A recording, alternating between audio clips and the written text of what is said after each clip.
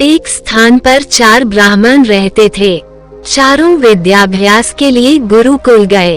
निरंतर 12 वर्ष तक विद्या पढ़ने के बाद वे संपूर्ण शास्त्रों के पारंगत विद्वान हो गए, किंतु व्यवहार बुद्धि से चारों खाली थे।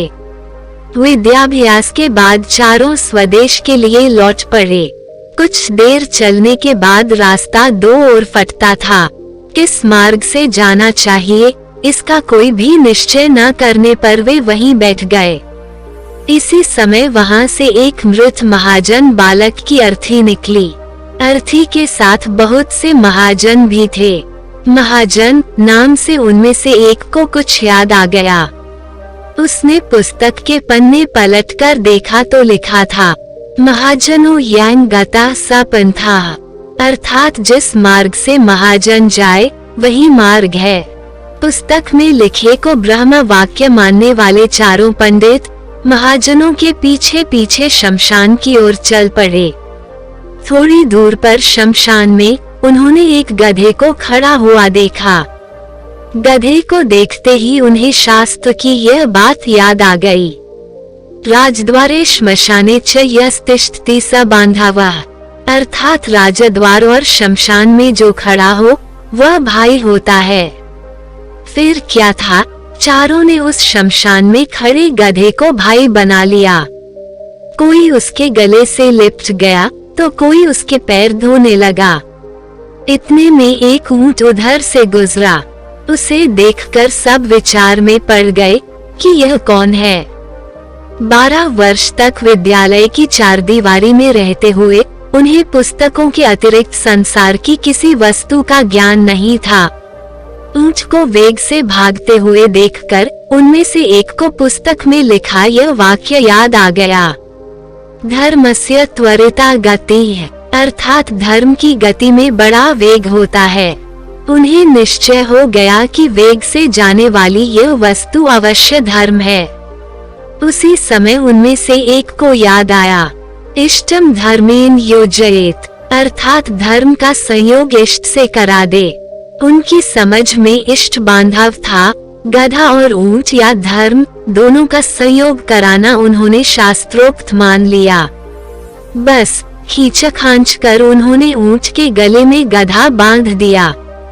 वह गधा एक धोबी का था। उसे पता लगा तो वह भागा हुआ आया। उसे अपनी ओर आता देखकर चारों शास्त्र पारंगत पंडित वहां से भाग खड़े हुए। थोड़ी दूर पर एक नदी थी। नदी में पलाश का एक पत्ता तैरता हुआ आ रहा था। इसे देखते ही उनमें से एक को याद आ गया, अगमिष्यति यत् पत्रम तदस्मंस तरयिष्यति, अर्थात जो पत्ता तैरता हुआ आएगा वही हमारा उद्धार करेगा। उद्धार की इच्छा से वह मूर्ख पंडित पत्ते पर लेट गया। पत्ता पानी में डूब गया तो वह भी डूबने लगा। केवल उसकी शिक्षा पानी से बाहर रह गई। इसी तरह बहते बहते जब वह दूसरे मूर्ख पंडित के पास पहुंचा तो उसे एक और शास्त्रोक्त वाक्य याद आ गया, सर्वनाशे समुत्पन्ने अर्धम त्यजति पंडितः, अर्थात संपूर्ण का नाश होते देखकर आधे को बचा ले और आधे का त्याग कर दे। यह याद आते ही उसने बहते हुए पूरे आदमी का आधा भाग बचाने के लिए उसकी शिखा पकड़कर गर्दन काट दी। उसके हाथ में केवल सिर का हिस्सा आ गया। देह पानी में बह गई। उन 4 के अब 3 रह गए। गांव पहुंचने पर तीनों को अलग अलग घरों में ठहराया गया। वहां उन्हें जब भोजन दिया गया तो एक ने सेवैयों को यह कहकर छोड़ दिया, दीर्घसूत्री विनश्यति, अर्थात दीर्घ तंतु वाली वस्तु नष्ट हो जाती है। दूसरे को रोटियां दी गईं तो उसे याद आ गया, अतिविस्तार विस्तीर्ण तद्भावेन चिरायुष्यम, अर्थात बहुत फैली हुई वस्तु आयु को घटाती है। तीसरे को छिद्र वाली वटिका दी गई तो उसे याद आ गया, छिद्रेष्वनर्था बहुली भावंती, अर्थात छिद्र वाली वस्तु में बहुत अनर्थ होते हैं। परिणाम यह हुआ कि तीनों की जगह हंसाई हुई और तीनों भूखे भी रहे। सीख, व्यवहार बुद्धि के बिना पंडित भी मूर्ख ही रहते हैं। व्यवहार बुद्धि भी एक ही होती है। सैकड़ों बुद्धियां रखने वाला सदा डांवाडोल रहता है। तो दोस्तों, कैसी लगी ये कहानी आपको?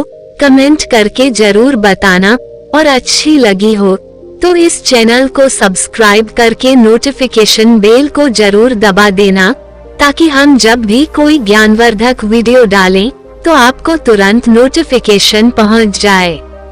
तो मिलते हैं किसी अगली कहानी में, तब तक के लिए अपना ख्याल रखें। धन्यवाद।